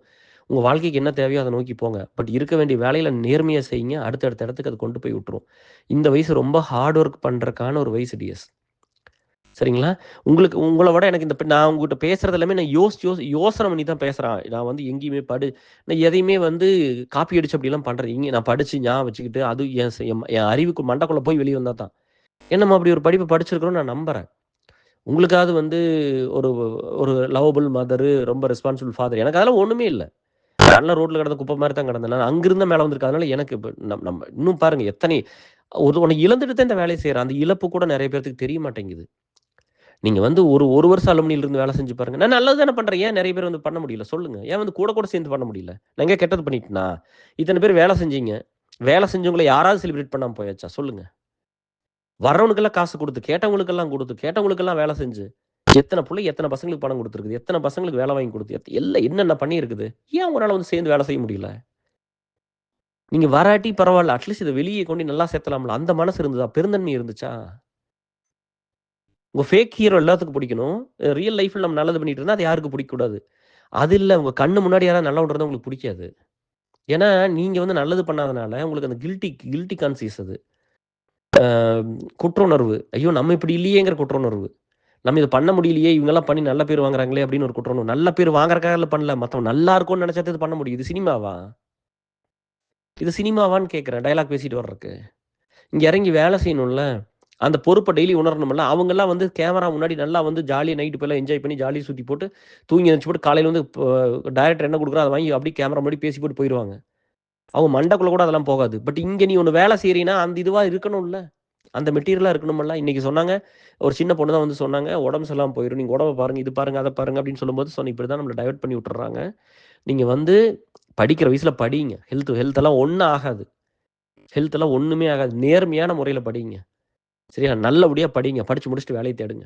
வேலைக்கு போங்க. இல்ல என்ன பண்ண பிசினஸ் எனக்கு தெரியல டிஎஸ். நான் தெரிஞ்சத மட்டும் தான் சொல்றேன். அது அது எப்படி பண்ணுவீங்களோ பண்ணுங்க. பட் வந்து வேலைக்குன்னு வந்தீங்கன்னா இப்படித்தான். எல்லாரும் படிச்சீங்கன்னா ஒரு வேலை கிடைச்சிரும். இல்லையா? எல்லாத்துக்கும் அந்த ஸ்கில் இருக்கு. எப்படி தான் நாங்க எல்லாரும் 1000 வருஷமா இருக்க போறோம். எல்லாரும் அவங்க வயசு இப்ப எங்களுக்கெல்லாம் இன்னும் கொஞ்ச நாள்ல வேலை கிடைக்காது இல்லையா? அப்ப நீங்க தானே வந்தாகணும். அதுக்கு படிச்சு ஸ்கில்ல டெவலப் பண்ணிக்க வேண்டியது தானே. என்னென்னமோ ட்ரக்ஸ் இருக்குதுன்னா என்னென்னமோ சொல்றாங்க எல்லாம். காலேஜ் லெவல்ல வந்துருச்சு, ஸ்கூல் லெவல்ல வந்துருச்சு. இதெல்லாம் கேட்கறக்கே பயமா இருக்குது. எல்லாத்தையும் பண்ணி அழிச்சுக்கிட்டே இருந்தா அது எப்படி டிஎஸ் கரெக்ட்டா இருக்கும்? இல்லையா? நல்லவனுங்கிறது வந்து எப்படின்னா, நீ லா பிரகாரம் வாழ்ந்தாலும் நல்லவன்லாம் கிடையாது. இல்லையா? அப்ப நல்லவன்னா அப்புறம் ஏன் நெறைய பேர்த்தோட வாழ முடியல? இப்ப இப்ப நல்ல இப்ப இப்ப மேல வந்து பார்த்தீங்கன்னா, தனியா இண்டிபெண்டன்ட்டா அனாதையா இருக்கிறதுக்கு பேர் வந்து நல்லவன்னு அர்த்தமா? இல்லையா? இண்டிபெண்டன்ட்ங்கிறது அனாதைன்னு தான் அர்த்தம். நீ புரிஞ்சுக்கணும் அப்படி. மனுஷனா தானே பொறந்தோம். மனுஷன்னா கூட்டமா எல்லாம் ஒண்ணா இருந்து எறும்பு மாரி வாழ்ந்தது தானே. உன்னால அனுசரிச்சு போ முடியல. அன்பா இருக்க முடியல. சொத்துக்கு எத்தன சண்டை? வீடு வீடுக்கு சண்டை. ஏன்? அப்ப நம்ம வந்து என்னத்த சொல்லிக் குடுத்துர்றோம்? கல்யாணம் பண்ணா நம்ம வந்து நம்ம கல்யாணம் இங்க நடக்கணும். நம்ம ஹனிமூன் இங்க நடக்கணும். நம்ம ஹனிமூனுக்கு இங்க போகணும். நம்ம இந்த கண்ட்ரி போகணும். அந்த கண்ட்ரி போகணும். நம்ம போய் பப்புக்கு போய் குடிச்சுட்டு ஆடலாமா? நம்ம போய் பார்ட்டி பண்ணலாமா? அப்போ உனக்கு பணம் தேவை இதுக்கெல்லாம். சுகமா சு சுகமா வாழ்றக்கும், சுகவாசியா இருக்கறக்கும், அதையெல்லாம் சந்தோஷம்னு நம்பிட்டு சுத்துற அந்த வயசு இருக்குதுல்ல, அப்ப பணம் தேவை. அப்ப அதனால நீ பணத்த அடிச்சு புடுங்க தான் பாப்ப எல்லாத்துட்டயும். அப்ப எல்லா வீட்லயும் பிரச்சனை தான் வரும். அங்கெல்லாம் எங்கேயுமே போகாதீங்களே! எங்கேயுமே போகாம கம்முனு இருங்களேன் வீட்ல. எதுக்கு அதெல்லாம் பண்ணணும்? ஒரு அளவானது தேவைக்கான பண்ணா போதும்ல. இப்ப நாங்கலாம் பர்த்டே செலிப்ரேட் பண்றத விட்டுட்டோம். கிட்ஸ்க்குலாம் அதெல்லாம் ஒண்ணும் பண்றதில்ல. பையனுக்கு பண்றதில்ல, புள்ளைக்கு பண்றதில்ல. யூனிவர்சிட்டில ஒண்ணு சாமிய மட்டும் கும்பிட்டுக்கிறது அவ்வளோதான். அது மட்டும் போதுமானது தானே! இந்த சேஞ்ச் அது என்ன வந்து என்ன சேலஞ்ச் பண்ணது பூரா என் ஃப்ரெண்ட்ஸ் தான் ஃபர்ஸ்ட் பண்ணாங்க. அவங்க முதல்ல அக்செப்ட் பண்ண முடியல. அந்த அக்செப்டன்ஸ் வரைக்கும் எனக்கு 31 வருஷம் ஆச்சு. இப்ப தான் என் நண்பர்கள் பூரா அக்செப்ட் பண்ணிக்கிறாங்க. ஏன்னா, அவங்களுக்குள்ள நடந்த இம்பாக்ட் ஒவ்வொன்னும் பெருசா நடக்கும்போது, நம்ம போய் கூட நின்னு ஒண்ணு பண்ணி தரும்போது தானே எவ்வளோ வளர்ந்துருக்கிறேன்னு வேரூன்றி இந்த சொசைட்டிக்குள்ள வளர்ந்துருக்கிறேன்னு தெரியுது அவங்களுக்கு. அதுவரைக்கும் அவங்க மைண்டே பண்ணிக்கல. அவங்களுக்கு பர்சனலா ஒரு பிரச்சனை வராத வரைக்கும் அவங்களுக்கான கேர பத்தி அவங்க திரும்பி கூட பார்க்கல. அவங்களுக்கு வேணுங்கிறது வந்து வாங்கிட்டு போயிட்டாங்க. ஒரு இடத்துல பாதிச்சு நிக்கும்போது தான் அவங்க எல்லா பக்கம் போயிருப்பாங்க. என்கிட்ட வர முடியாம சில பேர் இருந்தாங்க. நம்ம தெரிஞ்சுக்கிட்டு மனசு துடிக்கும்ல. நம்மளுக்கு இந்த மாரி மாட்டிக்கிட்டாங்கன்னு தெரிஞ்சு நம்ம போவோம்ல. போய் ஒரு வேலை பண்ணும்போது தான் அவங்களுக்கு தெரிய வந்துச்சு. என்ன தெரிய வந்துச்சுன்னா, இத்தன வருஷம் வேலை செஞ்சு அவன் எங்க இருக்கிறான்? அவனோட சிந்தனை எந்த மாரி இருக்குது? செயல் எந்த மாரி இருக்குது? எந்த மாரி ஆளுக கூட இருக்காங்க? எந்த மாரி வேலைய அவங்க செய்றாங்க? இது எவ்வளோ கஷ்டமான வேல. உயிர பணயம் வச்சுட்டு எத்தன தடவ இறங்கியிருப்பாங்க. இப்படிலாம் வேலை செய்றாங்கல்ல அப்படின்னு இப்ப புரிஞ்சு தான் இன்னைக்கு இந்த 31 வருஷம் கழிச்சு எனக்கு அக்செப்டன்ஸே வந்துச்சு. சரியா? ஸோ இப்போ உங்க ஹீரோஸ் எல்லாம் 30 வருஷம் சினிமால நடிச்சா நீங்க சிஎம் ஆக்குறக்கு சொல்றீங்க. இப்ப நான் 31 வருஷம் சொசைட்டிக்கு ஒர்க் பண்ணியிருக்கிறேன். எல்லா டேட்டா இருக்குது. சமுதாயத்த இத்தன பேர்த்த இம்ப்ரூவ் பண்ணிக்கிறேன். ஒண்ணுமே இல்லாம வந்து அதெல்லாம் பண்ணிக்கிறேன். என்ன சிஎம் ஆக்கிருவீங்களா? சொல்லுங்க. எனக்கு அந்த சிஎம், பிஎம் போஸ்ட்லாம் வேண்டாம் டிஎஸ். நான் அதுக்காகலாம் வேலை செய்யல. சரியா? பட் சொல்றேன் நானு. 31 உங்களுக்கு தெரியாம தான் இருக்குது. அது ஏன் தெரியாம இந்த சொசைட்டி தெரிய வைக்காது. இத நம்மள பார்த்து வறுமையில இருக்கும்போது கேவலமா பேசுறது, வேலை செய்ய ஆரம்பிக்கும்போது சந்தோஷம் அவங்களுக்கு நல்லது நடந்தா சரின்னு கேட்டுக்கிறது, குட் பெர்சன் குட் பெர்சன் சுத்துறது. அப்புறம் வந்து கொஞ்சம் ஒரு லெவலுக்கு வந்துட்டாங்கன்னா, அவங்களுக்கு கண்ணுக்கே தெரியறதில்ல. நல்லா அவங்க என்ன பெரிய நல்லா நான் என்ன பெரிய கெட்டவன் அப்படின்னு நம்ம நம்ம முன்னாடி ஈக்குவலா அத அத ஆர்க்யூ பண்ணிட்டு பேசிட்டு உட்கார்ந்திருக்கிறது. நல்லது பண்ணவன்லாம் வந்து என்ன பண்ணான்னா, அவன் பெட்டர் ஆனதுக்கப்புறம் நம்ம ஏர்செல் அலுமினிக்கெல்லாம் ஃபண்ட் குடுக்கல. வெளியில போய் ஒரு இடத்த குடுத்துட்டு, நான் வந்து அங்க வந்து yellow member, red member, green member அந்த அந்த அந்த இதுக்கு நான் வருஷம் வருஷம் இவ்வளோ $200 குடுக்குறேன். 100 அத பெருமையா பேசிட்டு உட்கார்ந்துருக்கானுங்க. நீ அனாதையாத்தான் இருப்ப நீ பிரச்சனையான இனிமேலு. சரியா? ஏன்னா அவன் வந்து உனக்கெல்லாம் நிக்க மாட்டான் வாங்குறவன்லாம் உன்கிட்ட. இங்க நெறைய பேத்துக்கு அது தெரியறதே இல்ல. இங்க யாரையுமே யூஸ் பண்ணிக்கல டிஎஸ். இந்த வேல புடிச்சு போய் நான் பண்றது புடிச்சு உடனே நான் எடுத்துக்கிற பெயின் புடிச்சோ, இல்ல இந்த சொசைட்டிக்கு வேல செய்யணும், நல்லது பண்ணணும்னு நெனச்சு வந்தவங்க தான் என் கூட இருக்காங்க. ஒண்ணு கேஆர்க்காக இல்லாட்டி இந்த சொசைட்டிக்காக. வேறலாம் ஒருத்தருக்காகலாம் கிடையாது. அப்படிதான் ஒரு நண்பர்கள கூட்டிட்டு வந்து வச்சிருக்கிறோம். அப்ப அவங்கள நல்லா வச்சுக்கணும்னு தான் இத்தன முயற்சி பண்ணுது. பட் நீங்க யங்ஸ்டர்ஸ் எல்லாம் நீங்க பண்ண வேண்டியது ஹார்ட் ஒர்க் பண்ணுங்க. நேர்மையான வழியில பண்ணுங்க. ஹெல்த் பத்திலாம் கவலைப்படாதீங்க. ஒண்ணும் ஆகாது. வேலை செய்ற இடத்துல வேலை செஞ்சிரணும். படிக்கிற இடத்துல படிச்சிரணும். உனக்கு புடிக்குதோ இல்லையோ டீசென்ட்டான மார்க் வாங்கிட்டு வெளிய வந்துரு. அந்த படிப்பு எப்பவுமே ஹெல்ப் பண்ணும். புரியுதா? என்னையெல்லாம் அப்படித்தான் டிசிஎஸ்குள்ள முடிஞ்சது அந்த காலத்துல. எங்க எங்க இதுலயே நம்ம ஸ்கூல்ல வந்து ரவி அண்ணனும், ஜெயச்சந்திராஜ் 2 பேர் தான்ப்பா டிசிஎஸ்ல இருந்தாங்க. நம்ம ஸ்கூல்ல. எங்க காலேஜ்ல யாருமே போகல. எங்க யூஜி காலேஜ், பிஜி காலேஜ் என் செட்ல யாருமே போகல டிசிஎஸ். நான் தான் ஃபர்ஸ்ட் போனேன். சரியா? ஸோ அதனால அன் டி நம்ம ஸ்கூல்லயே 2 பேர் தான் இருந்தாங்க. அதுக்கு மேலலாம் யாரும் இல்ல. எல்லாமே வந்து அ அவங்க ஜெயிக்கணும் அப்படின்னு போராடி ஓடுற உலகத்துல, உங்களுக்கு ஏன் ஹெல்த் நல்லா இல்லாம போயிடும்? நீங்க தான் வாழ்க்கை முழு 24 மணி நேரம் உங்களுக்காக யோசிக்கிற ஆளுக தானே. நீங்க யோசிப்பீங்க, உங்க பொண்டாட்டி புள்ள யோசிக்கும், உங்க அப்பா, அம்மா யோசிப்பாங்க, உங்க மாமா எல்லாரும் உங்கள பத்தி தானே யோசிச்சுட்டு உட்கார்ந்திருப்பாங்க. அதுல ஒரு பெரிய பிளெஸ்ஸிங். அதுல ஒரு பெரிய கிஃப்ட், ஒரு வரம். நம்மள பத்தி யோசிக்கிறவங்களுக்கு அத்தன பேர் இருப்பாங்க. ஸோ கொஞ்சம் சமுதாயத்த பத்தி நீங்க யோசிக்கணும். உங்கள பத்தி அவங்க கேர் பண்ணிக்குவாங்க. இந்த யங்ஸ்டர்ஸ் எல்லாம் நல்ல விஷயத்த நீ பேச முடியாதுன்னு நெனைக்கிறேன். இந்த யங்ஸ்டர்ஸ் எல்லாம் நல்ல விஷயத்த நோக்கி நெறைய போராடுங்க. நல்ல விஷயத்த நோக்கி வாங்க. நல்லத மட்டும் சப்போர்ட் பண்ணுங்க. தயவு செஞ்சு இந்த சினிமா அடிக்ஷனுக்கு போய் தொலையாதீங்க. புரியுதா? எப்ப பார்த்தாலும் பொம்பளை பின்னாடியே சுத்திட்டு, அவங்களும் அவங்க வீடியோ எத்தன லைக்ஸு. சரியா? இப்ப நம்ம நம்ம எல்லாத்துக்கும் அந்த வாய்ப்பு வாழ்க்கையில வரும். நம்ம 14 வயசுல போய் வேலை செய்யும்போது சொசைட்டிக்குள்ள வரும்போது, நான் உங்க எல்லாத்த விட அதிக அதிக நம்பர் ஆஃப் விமனோட தான் நான் வொர்க் பண்ணியிருந்திருப்பேன். இன்னைக்கு கூட நார்மலா ஒரு விமன் நீங்களும் இப்ப எல்லாரும் Instagram, சோசியல் மீடியா இருக்கனால நீங்க இப்ப நான் இன்னொரு 10 பேர்த்துட்ட பேசுவேன்னா, லீட்ஸ் எல்லா குரூப்லயும் சேர்ந்து அது 10 புள்ளைங்க இருக்கு. மத்த பூரா பசங்க இல்லையா? நீங்க அத விட அதிகமா தான் பேசுறீங்க. அதிகமா தான் கான்டாக்ட்ல இருக்கிறீங்க. எனக்கு அதெல்லாம் புரியுது. அது இல்லாமலாம் கிடையாது. சரியா? ஒரு புள்ள ஃபோட்டோ போட்டா இத்தன பேர் போய் லைக் பண்றீங்களே, வீடியோ போட்டா இத்தன பேர் போய் லைக் பண்றீங்களே, நீங்க டச்ல தான் இருக்கிறீங்க எல்லாரும். பட் என்ன யூஸ் என்ன யூஸ் சொல்லுங்க? இல்ல இது எப்படி இ ஒரு புள்ள டெய்லி ஃபோட்டோ போடுறது, Instagram ஓப்பன் பண்ணா போதும். டெய்லி அவங்கள நம்ம பார்த்துக்கிட்டே இருக்கணும்னு சொல்றது அவங்க என்ன பெரிய செலிபிரிட்டியா? மதர் தெரசாவான்னு கேட்கிறேன். அவங்கள நம்ம டெய்லி எதுக்கு பார்க்கணும்? நீ வீட்ல உனக்கு வந்து வேணுங்கிற காசு இருக்குது. உங்க அப்பா, உங்க அம்மா சம்பாரிச்சு வச்சிருக்காங்க. இல்லையா? அதனால உனக்கு என்ன உனக்கு அறிவு இல்லாம என்ன வேணா பண்ணிட்டு இருப்ப. அத டெய்லி ஒண்ணும் இல்லாதவன் அந்த போராடுற பையன் வந்து பார்த்துக்கிட்டே இருக்கணுமா? அவங்களுக்கு தான் அறிவு இல்லைன்னா நம்ம ஏன் டிஎஸ் அதெல்லாம் பண்ணணும்? இங்க கெடுக்கிற விஷயங்கள் தான் நெறைய இருக்குது. அதனால நீங்க அத உட்பட்டு தள்ளி வந்து நின்னு உங்களுக்கு என்ன வேணும்னு பார்த்து பண்ணுங்க. சரியா? நான் வந்து வேலை தேடி சென்னை போம்போது, அந்த இருந்த ஒரு நேர்ம மட்டும் தான் டிஎஸ் இங்க கொண்டு வந்துச்சு. சின்சியரா போய் உட்காந்து படிச்சேன். சின்சியரா வேலை தேடினேன். நான் தான் சொன்னேனே ஒரே டைம் தான் வந்து வைரவேலு, நந்தகுமாரு, நம்ம ராகவன் அண்ணாச்சியோட வந்து நாங்க மெரினா பீச் போனோம். அதுக்கப்புறம் ஒரு தடவ வந்து ஒய்ஃப் மாசமா இருக்கும். கூட்டிட்டே போகல. குழந்தை பொறந்து தான் கூட்டிட்டு போனேன். ஒய்ஃப கூட்டிட்டே போகல. நாங்க 2டே டைம் தான் நான் 6, 6 1/2 வருஷம் சென்னையிலேருந்து 2 தடவ மெரினா பீச்சே போயிருக்கேன். ஒரு படம் நான் ஒரு அதிகபட்சம் ஒரு 4, 5 படம் பார்த்துருப்பேன் தியேட்டர்ல. பசங்களோட. ஒய்ஃபோட ஒரே படம் தான். சிவாஜி நம்ம பார்த்தோம்னு நெனைக்கிறேன். அப்புறம் மத்தெல்லாம் ஒண்ணும் கிடையாது. ஸோ நீங்க எதுக்கு ஸ்பெண்ட் பண்ணணும்னு ஒண்ணு இருக்குது. எத நோக்கி போறோம் எப்பவுமே ஒரு கெட்டது பூரா அட்ராக்ட் தான் பண்ணும். சரிங்களா? உங்க மனசுல என்ன இருக்குதோ அதுதான் இருக்கணும். மனசுல குப்பைய பூரா வச்சுக்கிட்டு இருந்தீங்கன்னா, யங்ஸ்டர்ஸா இருந்தாலும் ஒண்ணும் இல்ல. அது முடிஞ்சு போயிரும் அவ்வளோதான். அப்புறம் எல்லாத்தையும் முடிச்சு போட்டு நீங்க நீங்க நீங்க பார்த்தது பூரா படமா சினிமாவா இருக்கும். பார்த்து செலிப்ரேட் பண்ணது பூரா ஸ்போர்ட்ஸ்மேன்ல நடிகரா இருக்கும். நீங்க ஸ்பெண்ட் பண்ண டைம் பூரா Instagramமா இருக்கும், இல்ல Facebookஆ இருக்கும், புள்ளைகளா இருக்கும். அப்புறம் நீ கஷ்டம்னா உனக்கு எவன் வந்து ஹெல்ப் பண்ணுவான்? நீ இந்த ஊர்ல உங்க கூட இருந்த ஒரு ஃப்ரெண்டோ, உனக்கு தெரிஞ்சவனோ, பக்கத்து வீட்டுக்காரனோ, இல்ல உனக்கு தெரியாதவனோ, அவன் உயிருக்கு போராடி இருப்பான். அவன் வாழ்க்கையில 1000 பிரச்சனை இருந்திருக்கும். அப்ப நான் கூட நின்றுருப்பேன். அவன் எனக்கு பிரச்சனைனா வந்து நிப்பானா? உனக்கு பிரச்சனைனா வந்து நிப்பானா நாளைக்கு? அப்படிலாம் இருக்குல்ல. நீ ஏன் ஏன் நீ அனாதையா போயிடுற அப்படின்னா, நீ யாரையும் சம்பாரிக்கல. அப்புறம் வந்து பார்த்தீங்கன்னா, ஒரு புள்ளைய இந்த 4 பேர் லவ் பண்றது, 5 பேர் லவ் பண்றது, இந்த லவ் எல்லாம் கொஞ்சம் குறைச்சுக்கங்க. சரியா? இது ந இது இது வந்து இத இத இன்னைக்கு இருக்கிற சினிமாவுல இந்த பிரேக்கப்லாம் கொஞ்சம் ஈஸியா காட்டுது. அது ஒரு வகையில நல்ல விஷயம் தான். நீங்கலாம் ஈஸியா பிரேக்கப்ல இப்ப எங்க ஜெனரேஷன் மாரிலாம் இல்ல. இப்பலாம் மாறிடுச்சு. பிரேக்கப்னா ஓரளவுக்கு அழுது கிழுது புரண்டு கிரண்டு நார்மலாயி வந்துர்றீங்க. That is fine. உடனே அடுத்தடுத்த லவ்வுக்கு போகாதீங்க. அப்ப தொடர்ந்து இதையவே பண்ணிட்டு இருந்தா அது எப்படி நேர்மையானதா இருக்கும்? அதுதான் உங்களுக்கு புரிய மாட்டேங்குது. அப்ப அப்படி பார்த்துட்டே இருந்தோம்னா, அத விட இன்னொரு இதுல ஒரு பெரிய செலிபிரிட்டி சொல்லிட்டு இருந்தாரு. அவரு வந்து ஒரு ஒய்ஃப் டிவோர்ஸ் பண்ணிட்டாராமா. அ எங்களுக்கெல்லாம் சீனியரு. அப்ப இன்னொரு கல்யாணம் பண்ணிக்கிட்டாங்களாமா. இப்ப அவங்க வீட்டுக்கு போவாரு, வருவாராமா. இப்ப ஃப்ரெண்டோட ஒய்ஃபா தான் பார்க்குறாராமா. இவங்களும் ரொம்ப கொஞ்ச நாள் இருந்திருக்கிறாங்க. வாழ்ந்திருக்கிறாங்க. அப்படியெல்லாம் வந்து பொய் வேணா சொல்லிக்கலாம் டியர்ஸ். அதெல்லாம் பொசசிவா தான் இருக்கும். கஷ்டமா தான் இருக்கும். உண்மையா லவ் பண்ணியிருந்தா அப்படிதான் இருக்கும். சரியா? அதனால ரொம்ப நேரம் பொம்பளைகளுக்கு செலவு பண்ணாதீங்க. பாய்ஸ் வந்து பொண்ணுகளுக்கு செலவு பண்ணாதீங்க. நீங்க எந்த கெட்ட வழக்கம் இருந்தாலும் திருந்திரலாம். சரியா? இப்ப நெறைய குடிச்சீன்னா நிறுத்திறலாம். ஸ்மோக் பண்ணா நிறுத்திறலாம். வேற என்ன கெட்ட வழக்கம் நிறுத்தலாம். பொம்பளைகிட்ட மட்டும் அந்த பொண்ணு அந்த சுகம், அந்த அடிக்ஷனு அவங்ககிட்ட போற அந்த கெட்ட பழக்கம் மட்டும் இருந்துச்சுன்னா, திருந்தவே மாட்டான் வாழ்க்கை முழுவதும். ஐ அம் டன் வித் கேர்ள்ஸ்ன்னு நான் 14 வயசுல சொன்னேன்ப்பா. சரியா? ஐ அம் ட அது அது அது எனக்கு அப்ப இங்கிலீஷ்ல தெரியாது. அப்ப ஒண்ணுமே தெரியாது. அப்ப அனுபவிக்க கூட இல்ல. எனக்கு ஒண்ணுமே தெரியாது. என்ன கேட்டாலும் அத சொல்லுவேன் நானு. அத வச்சு கௌரவம் என்ன வச்சு கிண்டல் பண்ணுவாப்படி.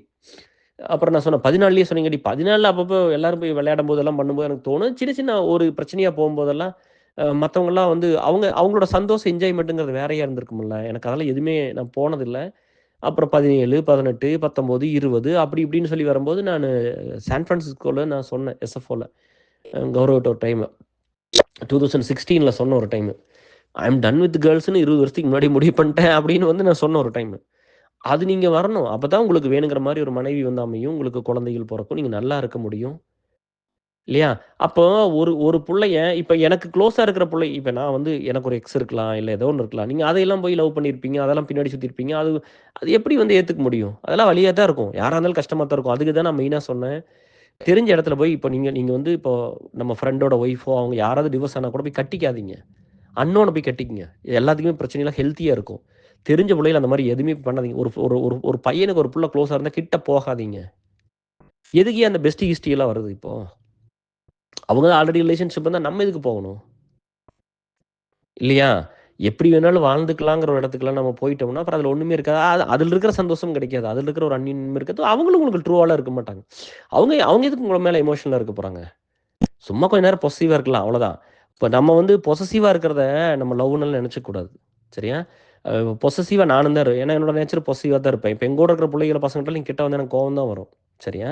அது அம்மா இல்லாம அக்கா, தங்கச்சி இல்லாம வளர்ந்ததுனால எங்க கூட இருக்கிற புள்ளைகிட்ட கிட்ட வந்தாலே எனக்கு பொசசிவா தான் இருக்கும். சரியா? நான் நான் யார்ட்டயும் போமாட்டேன்ல. நான் லிமிட்டடா எங்க கூட இருக்கிற என்ன தேடி வந்தவங்களோட தான் நான் இருப்பேன். நான் யாரு எந்த பையனோட குளோஸா இருக்கிற புள்ளகிட்டயும், பசங்ககிட்டயும் போமாட்டேன். சுரேஷையுமே அப்படித்தான். சுரேஷ் மேலயும் பொசசிவா தான் இருப்பேன். ஆனா பொசசிவா இருந்தா அவனுக்கு நான் ட்ரூவா தான் இருப்பேன். இப்ப என் மேல பொசசிவா இருக்கிறேன்னு சொல்லிட்டு என்கிட்ட ட்ரூவாலாம் நெறைய பேர் நடிச்சு அதெல்லாம் பண்ணியிருப்பாங்க. அதெல்லாம் காட்டியிருப்பாங்க. அதெல்லாம் ஏதோ ஒரு ஒரு ஆதாயத்துக்கா அப்படி இருந்திருப்பாங்க. பட் நீங்க இதெல்லாம் புரிஞ்சுக்கங்க. ஒரு ஒரு பையனுக்கு நீ நீ வந்து ஒரு ஒரு ஆம்பள பையனா பொறந்தீன்னா, உன்னால வாழ்க்கையில உன்னால ஒரு ஒரு 10 பேர், 20 பேர்த்த நீ நேர்மையா சம்பாரிச்சிருக்கணும். அப்படி இல்லாட்டி நம்ம ஒரு பையனே கிடையாது. அதே தான் ஒரு பொண்ணுக்கும். இன்னைக்கு ஒரு பொண்ண கேளுங்களேன். உடனே சொல்லுவாங்க. ஏன்னா கல்யாணத்துக்கு அப்புறம் எங்க காலம் அதுக்கு முன்னாடி இருந்த சோசியல் மீடியா வராத காலத்துக்கு முன்னாடி சொல்லலாம். எங்களுக்கு கல்யாணத்துக்கு அப்புறம் டச் இல்ல. பொம்பளை வாழ்க்கை வேற மாரி இருந்ததுன்னு சொல்லிடலாம். இன்னைக்கெல்லாம் எல்லா புள்ளைகளும் எல்லா எல்லா ஆம்பளைங்களோட சோசியல் மீடியால டச்ல தான் இருக்குது. இன்னார்னே தெரியாமல ஆட் பண்ணி வச்சுக்கிட்டு, அவங்கள மீட் பண்றது, அவங்களோட லஞ்சுக்கு போறது, டின்னருக்கு போறது, சோசியல் மீடியால பார்த்து பழகுறதுலாம். உங்களுக்கு தான் ஃப்ரெண்ட்ஸா எங்களுக்கு ஆரோக்கியம் தான் நல்லபடியா இருங்க. கம்யூனிட்டி பில்ட் பண்ணுங்க. நல்ல ஃப்ரெண்ட்ஸா இருங்க. சந்தோஷம் தான் மனுசன நேசிங்க. ஆதரவா இருங்க. சப்போர்ட் பண்ணுங்க. நல்ல நல்ல வழியில எடுத்துட்டு போங்க. அதெல்லாம் அதெல்லாம் ரொம்ப நல்ல விஷயம் தான். பட் மிஸ்யூஸ் பண்ணாதீங்க. தப்பா எதுவும் பண்ணிறாதீங்க. இல்லையா? இவ்வளவு ஆண், பெண் இவ்வளோ க்ளோஸ் ஆகி, இவ்வளோலாம் சோசியல் மீடியால வந்ததுக்கு அப்புறம்லாம் நெறைய தப்பு தானே நடக்குது. சோசியல் மீடியாவ திறந்தால் என்ன நடக்குது? இல்லையா? அதெல்லாம் கொஞ்சம் பார்த்துக்குங்க. வக்கரத்த தூண்ட வேண்டாம் இல்லையா? ஒரு நல்லத வந்து நாங்கலாம் வந்து எவ்வளவோ பேசி, ஒர்க் பண்ணி, இதெல்லாம் கண்ணு முன்னாடியே பண்ணி, பண்ணி எல்லாம் இவ்வளோலாம் கஷ்டப்பட்டு வேலை செஞ்சு கூட, ஒரு பெரிய சேஞ்செல்லாம் பெருசா பண்ண முடியல. ஏன்னா, மனசு பூரா வக்கரமாவும், மனசு பூரா கெட்டதும், அதான் சொன்னேன் புரையோடி போய் கிடக்குது. அத அத அது இது பண்றதெல்லாம் கொஞ்சம் சிரமம் தான். அட்லீஸ்ட் கொஞ்சம் நல்லவங்கள வச்சு அப்பப்ப அப்படி கொஞ்சம் கொஞ்சம் எங்கனால முடிஞ்ச வேலைய நாங்க பண்ணிக்கிட்டே போயிட்டுருப்போம். இந்த மாரி நெறைய பேர் வரணும்னு ஆசைப்படுறேன். நீங்க சொல்லுங்க. நம்ம ஒரு ஏஸ்எல் ஆரம்பிச்சுட்டோம். சரி ஆல் ஓவர் இந்தியாவுக்கு ஸ்டார்ட் பண்ணி ஆல் ஓவர் வேர்ல்டுல ஃபிரெண்ட்ஸ் ஒர்க் பண்றாங்க. ஸ்கூலுக்குன்னு ஒண்ணு பண்ணியாச்சு. காலேஜுக்குன்னு ஒண்ணு பண்ணியாச்சு. நீங்க எத்தன பேர் அத பண்ணியிருப்பீங்க? சொல்லுங்க டியர்ஸ். உங்களால ஒண்ணு பண்ண முடிஞ்சதா? ஏன் பண்ணல? இங்க இருக்கிற வலி, வேதனையும் அத எடுத்துக்கிறதுக்கு நீங்க ரெடியா இல்ல. இந்த ஸ்ட்ரெஸ் எடுத்துக்க ரெடியா இல்ல. அப்ப நீங்க பண்ணாட்டி கூட அவங்கள பூரா கொண்டு வந்து சேர்த்திருக்கலாம்ல்ல. இப்ப ஏஸ்எல் நான் ஐடி குரூப்ல எல்லாத்தையும் கொண்டு வந்து சேர்த்து இத பெருசு பண்ணி, நீ ஒண்ண பில்ட் பண்ணிட்டு ஒண்ணு எடுத்துக்கன்னு சொல்றேன். அந்த பொறுப்ப நான் உனக்கு குடுக்குறேன். ஏன்னா, இன்னைக்கு வந்து இப்ப நீங்க உங்க நேரத்தையெல்லாம் வந்து ஒரு ஒரு நியாயமான பையன் கேஆர் நான் வந்து அப்பா, அம்மா கூலி வேலைக்கு போறாங்க. இல்ல அப்பா இருக்குது, அம்மா இல்ல. ஏதோ ஒண்ணு இல்ல 2 பேருமே இல்ல. நான் கஷ்டப்பட்டு வேலை செஞ்சு தான் கேஆர் படிச்சேன். எனக்கு நேரம் இல்லைங்க கேஆர். இந்த படிச்ச நேரம் போக நான் வேலைக்கு போயிரணும் கேஆர்ன்னு சொன்னா, அந்த பையன பத்தி கேட்கறக்கு ஒண்ணுமே இல்ல. நீ புள்ளைக்கு பின்னாடி சுத்துற. நீ குடிக்க போயிருக்கிற, கும்மாளம் போட போயிருக்கிற, நீ சினிமாவுக்கு நீ சும்மா எல்லாமே உன் சொகுசுக்கும், சுகவாசியா வாழ்றக்கும், உனக்கு ஏதோ அற்ப சந்தோஷம்னு தோணுதோ, அத பூரா பண்ணி போட்டு வந்து, உனக்கு ஒண்ணும் இல்லைன்னு என்கிட்ட வந்து நிப்ப. நான் என்ன சொல்றேன்னா, நீ வந்து எங்க எங்க இது ட்ரஸ்ட்ல வந்து கூட இரு. கொஞ்சம் சின்ன வேலைய செஞ்சு குடுத்துட்டு விசா வாங்கிக்கன்னு சொல்றேன். இதுல என்ன தப்பு இருக்குது? நீயும் அந்த கஷ்டப்படுறவங்களும் ஒண்ணா? நான் கஷ்டப்பட்டுட்டேன்னா என்ன? வா வா உன் கஷ்டம் என்ன? சும்மா இருக்கும்போது உனக்கு அப்படியே மாசம் மாசம் அக்கவுண்ட்ல இருந்து பணம் விழுந்துகிட்டே இருக்கணுமா? வேலையில இருக்கிற மாரி வரணுமா? அப்படி பார்த்தா அவன் கஷ்டப்பட்டு போராடி ஒருத்தன் ஜெயிச்சு வந்து வாழ்க்கையில வந்து அவ்வளோ கஷ்டப்பட்டு அவன் வேலை செஞ்சுட்டு இருப்பான். அவனுக்கு உனக்கு என்ன வித்தியாசம் இருக்கு? எப்படியெல்லாம் ஏமாத்தி சம்பாரிச்சிரலாம் இல்லையா? அப்படித்தானே இருக்கு. ஆக்கிரமிப்பு பண்ணிர்றது, அடிச்சு புடுங்குறது, ஏமாத்துறது இல்லையா? இப்ப கூட தான் சாவான்னு ஒரு படம் வந்திருக்காமா டியர்ஸ். நம்ம விஷால் வந்து அவரு நம்ம நார்த் இந்தியா ஃப்ரெண்ட் ஏசல்ல சொல்லியிருந்தாரு. அது என்ன நெறைய ரீல்ஸ் வருதுன்னா, அத போய் பாருங்க நல்ல படம்ன்னு சொன்னாப்படி. நான் போய் பார்க்கணும். அது சாவான்னு ஒரு படம் வந்திருக்கு. நல்லா இருக்குதுன்னு சொன்னாங்க. மராத்தாஸ் பத்தி படமாமா. சக்கரவர்த்தி சிவாஜியோட பையனோட படமாமா. எல்லா மொழியும் இம்பார்ட்டன்ட் தான். நம்மளும் நம்மளும் ஒருத்தரத எடுத்துக்க வேண்டாம். அவங்களும் நம்மளத எடுத்துக்க வேண்டாம். சரியா? எல்லா மதர் டங் இம்பார்ட்டன்ட் தான்.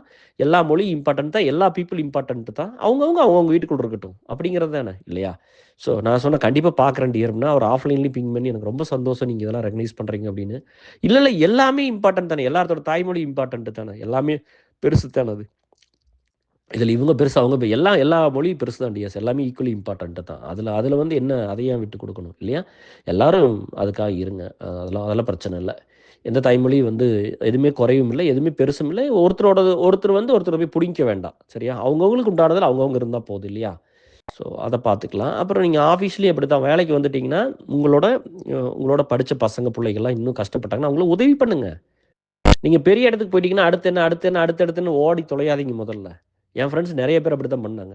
இவனு ஒண்ணும் பண்ணல. கால புடிச்சு ஒரு சிலர் என்ன கிரீன் கார்ட் வாங்கி சிட்டிசன்ஷிப் வாங்கிட்டு உட்காந்துருப்பானுங்க. ஒரு சிலர் கிரீன் கார்ட் வாங்கியிருப்பானுங்க. இவ்வளவுதான். வேறலாம் ஒண்ணும் பண்ணியிருக்க முடியாது. அந்த EB1 சொல்றோம்ல, அந்த மாரி ஒண்ணு வாங்கிட்டு போயிருப்பானுங்க. இவ்வளவுதான் இவனும் பண்ணியிருப்பானுங்க. அது எவன் வாங்குறான்னு பார்த்தாலே அந்த கேட்டகரி ஆஃப் பீப்பிள் உங்களுக்கு தெரிஞ்சிரும். நேர்மையா இருக்கிறவங்கள அவன் பண்ண மாட்டாங்க டிஎஸ் அவ்வளோ சீக்கிரமெல்லாம். இல்லையா? இப்ப நான் என்ன போய் காசு குடுத்து வேலை செய்யாம இருந்திருப்பேன். நான் காசு வாங்காம சமுதாயத்துக்கு இத்தன வேலை செய்றேன். காசு கொடுத்தா நல்லா வேலை செய்ய மாட்டேனா? பாதி பேர் இங்க எல்லாமே பாதி பேர் நேர்மையா இருக்கிறவங்களுக்கு எதுவுமே கிடைக்காது. கஷ்டம் மட்டும் தான் இருந்திருக்கும். வாழ்க்கையில அவங்க தோத்து தான் போயிருவாங்க. சரியா? பட் பரவால்ல. நிம்மதியா இருக்கலாம்ல்ல. நிம்மதியா இருக்கலாம்ல்ல டிஎஸ். இங்க வந்தோனே வந்து ச கிரீன் கார்டுக்காக கல்யாணம் பண்ணிக்கிறவங்க எத்தன பேர். என்னென்னமோ பண்ணுவானுங்க டிஎஸ். நம்ம அந்த மாரி ஏதாவது ஒண்ணு குறுக்கு வழியில பண்ணியிருக்கிறோமா? சொல்லுங்க.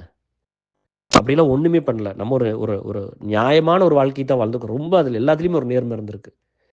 எங்கேயுமே வந்து அத தாண்டி நான் வாழ்ந்ததே இல்ல டிஎஸ். அதனால இவங்க எல்லாத்துக்குமே ஆடா தான் இருந்தது. கல்யாணம் ரிஜிஸ்டர் பண்ண போனோம்.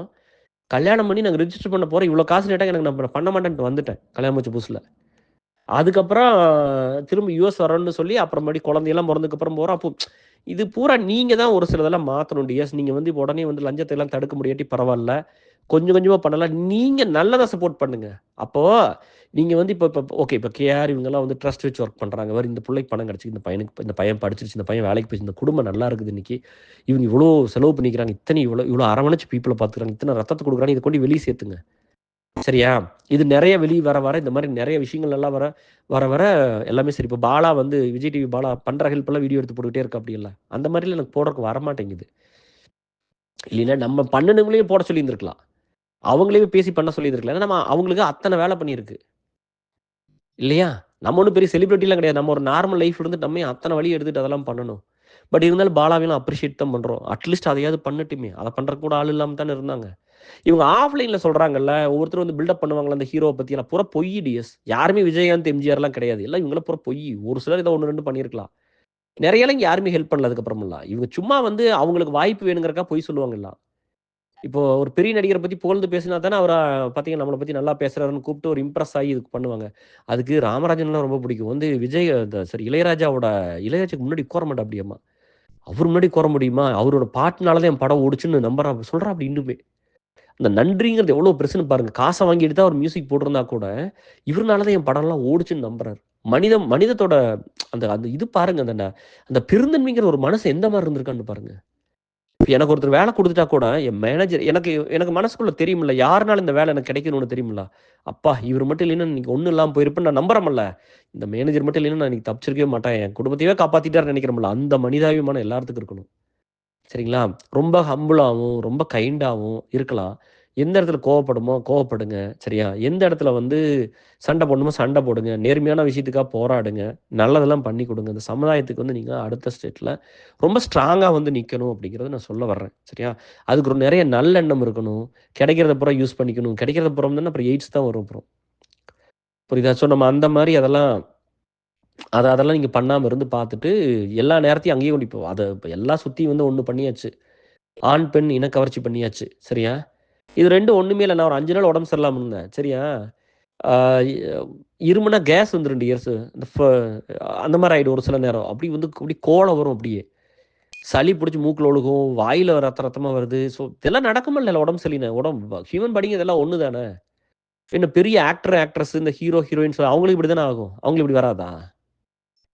ஒரு நார்மலான ஹியூமன் பீயிங் தான். அவங்க பண்ற வேலைய பார்த்து இப்ப காந்தியடிகள்லாம் இருந்தாருன்னா, அவரு வந்து எல்லாத்தையும் விட்டு போட்டு அவ்வளோ சிம்பிளா இருந்து போய் ஒரு விஷயத்த போராடி பண்ணாரு அப்படின்னு. அவர பத்தி கேவலமாலாம் பேச வேண்டாம். அவங்க காலத்துல அவர் நல்லது பண்ணிட்டு தான் போயிருப்பாரு நெறையா. எல்லார்த்துக்கிட்டும் பிளஸ் இருக்குது. எல்லாத்துக்கிட்டும் மைனஸ் இருக்குது. இல்லையா? அவங்க மைனஸ் யாரையும் அஃபெக்ட் பண்ணலையல்ல. அது அவங்க பர்சனலா இருக்கிற வரைக்கும் பிரச்சனையே இல்லையே. அவங்க சொசைட்டிக்கு எவ்வளோ நல்லது பண்ணியிருக்காங்களோ அத மட்டும் பார்க்கலாம்ல. எவ்வளோ காமராஜர் இப்படி இருந்துட்டு போனாரு. இல்லையா? ஸோ அந்த மாரி ரொம்ப நார்மலா, சிம்பிளா இருந்துட்டு போனவங்க எத்தன பேர் இருக்கிறாங்க? எவ்வளோ பேர் மக்களுக்காக போராடி இருக்கிறாங்க. உண்மையாலுமே இப்ப விஜயகாந்தெல்லாம் எப்படி மிஸ் பண்ணிட்டோம்? நம்ம தானப்பா மிஸ் பண்ணோம். அட்லீஸ்ட் நான் ட்ரோலெல்லாம் எப்பவுமே பண்ணுனதில்ல. ஏன்னா நம்ம இந்த சொசைட்டில ஒர்க் பண்ணாலும் எனக்கு தெரியும் யாரெல்லாம் எப்படிங்கிறது தெரியும். அதுக்காக நெறைய சண்டை போட்டுருக்கிறேன். நம்ம ஏஎஸ்எல் அலுமினில சண்டை போட்டுருக்கோம். ஏஎஸ்எல்ல ஒரு டைம் தான் சொன்னேன். அலுமினில 2, 3 டைம் சொல்லியிருக்கிறேன். இல்லையா? யார் வந்து விஜயகாந்த் ரொம்ப ட்ரோல் பண்ணாப்படி அந்த பையனோட அட்ரஸ்ல தான் பியூ அலுமினி நம்ம ரெஜிஸ்டர் பண்ணியிருக்கோம். ஏன்னா அப்போ ஒரு பிஎம்கே பாமகவுக்கு சப்போர்ட் பண்ணிட்டு இருந்தாப்படி. நான் விஜயகாந்துக்கு சப்போர்ட் பண்ணுங்கன்னு சொன்ன ஒரு டைம். ஸோ நல்ல மனசுங்கிறதுனால ஒரு சான்ஸ் குடுங்கன்னு சொன்னேன். சப்போர்ட் பண்ணி பாருங்க அப்படின்னு. அதெல்லாம் யாரும் பண்ணல. செத்து போனதுக்கப்புறம் வந்து சும்மா பேசி அவர் உயிரோட இருக்கும்போது பேசியிருந்தா கூட மனசு பூரிச்சு போய் செத்து போயிருப்பார்ல. உயிரோட இருக்கும்போது எல்லாம் பண்ணியிருந்தோம்னா, நான் இவ்வளோ நல்லது பண்ண இந்த மக்களுக்கெல்லாம், நான் வந்து கஷ்டப்பட்டு போய் குதிச்சு, ஜம்ப் பண்ணி, அடி வாங்கி, குட்டிக்கரணம் போட்டு, ஃபைட் பண்ணி, டான்ஸ் ஆடி, டயலாக் மனப்பாடம் பண்ணி பேசி, அந்த அவ்வளோ பெரிய பவர்ஃபுல்லான லைட் முன்னாடி நின்னு நடிச்சு, மேக்கப் போட்டு, கரையேன்னு இருக்கிற ஒரு ஆள செகப் பண்ணி, இத்தனையெல்லாம் மேக்கப் போட்டு பேசி, டயலாக் பேசி எல்லாம் பண்ணி தான் நான் கஷ்டப்பட்டு தான் சம்பாரிச்சேன். பட் சம்பாரிச்சாலும் வீட்டுக்கு வந்து அவருக்கு பணம் வரலையல்ல. அவர் உழைச்சு தானே ஆயிருக்கணும். இல்லையா? அப்படிலாம் பண்ணி நான் சம்பாரிச்சா கூட அந்த பணத்த மத்தவங்களுக்கெல்லாம் உதவி பண்ணிக்கிறேன். அதையெல்லாம் மனுசங்க மக்கள் வந்து நெனச்சு பார்த்து பேசிட்டாங்கப்பா. என் மனசெல்லாம் நெறஞ்சு போச்சு. நான் வாழ்க்கை வாழ்ந்துட்டேன். நான் நெனச்சதெல்லாம் வாழ்ந்துட்டேன் அப்படின்னு நெனச்சு சந்தோஷமா செத்து போயிருப்பாரு. நம்ம வச்சு செஞ்சு ஒண்ணும் இல்லாம அனுப்பிச்சுட்டோம்ல. அ.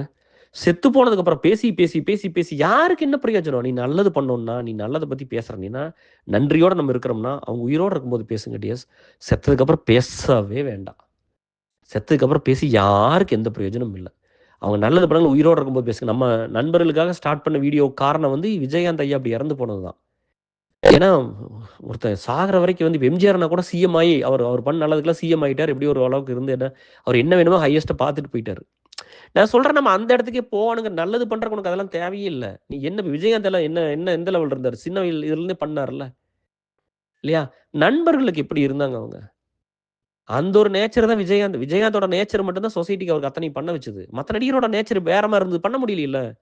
ஒருத்தர் பொம்பளை பின்னாடியே சுத்திட்டு காலத்த போட்டாங்க. ஒருத்தர் சும்மா சுகவாசியா இருந்த அப்படியே குடிச்சு அலைஞ்சு போயிட்டு அப்புறம் சுயநலமா சம்பாரிச்சு இப்படி இருக்கிற காலத்துல விஜயகாந்த் எப்படி இருந்தா அப்படி? அது கண்ணுக்கு தெரிஞ்சது சினிமால இருந்தனால. அந்த மாரி சொசைட்டில நெறைய பேர் விஜயகாந்த் மாரி இருக்காங்க. என்னோட கன்சர்ன் என்ன இந்த யங்கர் ஜெனரேஷன் ஏன் அந்த மாரி ஆளுகள கண்டுபிடிக்க மாட்டேங்குது? ஏன் அந்த மாரி ஆளுகள வெளியில கொண்டு வர மாட்டேங்குது? அவங்க ஏன் ஒரு 10 வருஷம் ஒர்க் பண்ணிக்கல. இப்ப நான் 31 வருஷம் ஒர்க் பண்ணணும்னு உங்ககிட்ட சொல்லிட்டேன். விட்டுருங்க. அவங்க அவ்வளோ ஒரு 20 வருஷம் பண்ணியிருக்கலாம். இல்ல என்னோட 50 வருஷம் பண்ணியிருக்கலாம்.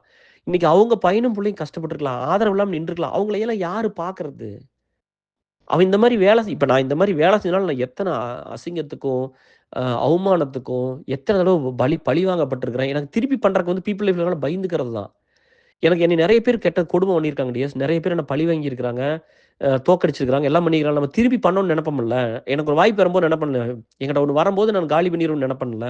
ஆனா அது கூட பண்ணுனதில்ல. ஏன் அப்டின்னா, நம்மளோட இருக்கிற மக்கள் பயந்துக்குவாங்கன்னு. 2வது நான் பீப்பிள் நல்லா இருக்கணும்னு தானே வேலை செஞ்சேன். நானே போய் இவங்கள மாரி அற்பமா நடந்துக்கிட்டேன்னா அப்புறம் என்ன இருக்குது? அதனால நான் அது பண்ணல. சரிங்களா? நம்ம ஒரே ஒரு எக்ஸாம்பிள் மட்டும் சொல்றேன். நம்ம தெரிஞ்சவங்க வந்து ஒரு பணக்கார வீட்ல ஒரு பையன். அந்த பையனுக்கு வந்து ஒரு அலையன்ஸ் வந்திருக்குது. அது நம்மளுக்கு தெரிஞ்ச பொண்ணு தான். அவங்க கல்யாணம் ஆயிருக்கு. அந்த பொண்ணுகிட்ட போய் கேட்குறாங்க. ரொம்ப வருஷத்துக்கு முன்னாடி டியர்ஸ். கேட்டோனே வந்து அந்த பொண்ணு வந்து இந்த மாரி இல்ல, சரியில்ல அப்படி இப்படின்னு ஏதோ போய் சொல்லிருச்சு.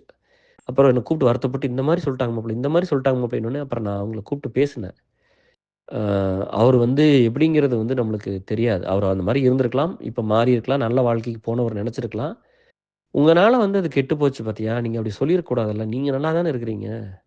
அதுக்கு அவர பத்தி தப்பா வெளிய சொல்றதுக்கு நீங்களே இவருக்கு டைரக்ட்டா ஃபோன் பண்ணி, "இங்க பாரு என்கிட்ட இப்படி ஒரு என்குயரி வந்திருக்குது. என்னை இப்படி விசாரிக்கிறாங்க. உன்ன பத்தி கேட்கறாங்கப்பா. உன்ன பத்தி நான் என்ன சொல்றது? நீயே சொல்லு. நீ எந்த ஸ்டேஜ்ல இருக்கிற?" அப்படின்னு நீ டைரக்ட்டா அவர்ட்ட பேசியிருக்கலாமா? இல்லாட்டி என்கிட்ட சொல்லி, என்ன மாரி ஒருத்தங்கிட்ட சொல்லி அவர்ட்ட பேச வச்சு, அவர் என்ன ஃபீல்ல இருக்காரு? எந்த மாரி இந்த ஹவ் மச் இம்பார்ட்டன்ட் இஸ் நீங்க என்ன மனநிலையில இருக்காரு? அப்படின்னு அவர்கிட்டயும் பேசிட்டு, அவங்க சுத்தி இருக்கிற 2 பேர்த்துட்ட பேசிட்டு, அதுக்கப்புறம் நீ சொல்லியிருக்கலாம்ல்ல. பட்டார்ன்னு சொல்லி ஒரு கல்யாணத்த நிறுத்தி போட்டீங்களே! எங்க காலத்துல ரொம்ப பெருசு டிஎஸ் அப்பல்லாம். அப்படி இது பண்ணிருச்சு. அப்படி சொன்னோனே அதுக்கு ஃபர்ஸ்ட்டு கோவம் வந்து சண்டை கட்டுச்சு. ஏன் நான் சொல்லக்கூடாதா? அவன் இப்படித்தானே இருந்தான், இப்படித்தான் இருந்தான்னு. அன்னைக்கெல்லாம் ஒருத்தர் வந்து விசாரிச்சு ஒண்ணு சொன்னா அது நின்னு போயிரும். இன்னைக்கெல்லாம் புள்ளைங்க பசங்கலாம் அப்பா, அம்மா கண்ட்ரோல் மீறிலாம் நெறைய போயிட்டாங்க. பட் இருந்தாலும் நீங்க அது எல்லா சுதந்திரத்தையும் நல்லதுக்கு யூஸ் பண்ணிக்கங்க. சரிங்களா?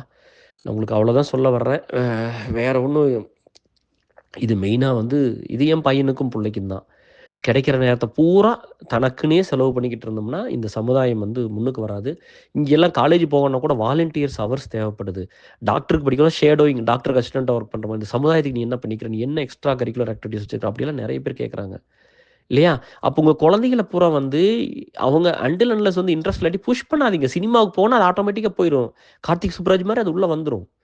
சும்மா சும்மா பண்ணாதீங்க. ஐடி வேலைக்கு இன்ஜினியரிங் படிச்சுட்டு போனவன் கூட உள்ள வந்துருவாப்படி. ஆனா நீங்க சும்மா சும்மா வந்து யார பார்த்தாலும் சினிமா, யார பார்த்தாலும் டான்ஸு, அம்மாவும் ஆடுது, புள்ளையும் ஆடுது. இதே வேல தான் பொழுதன்னைக்கு. அத பண்ணாதீங்க.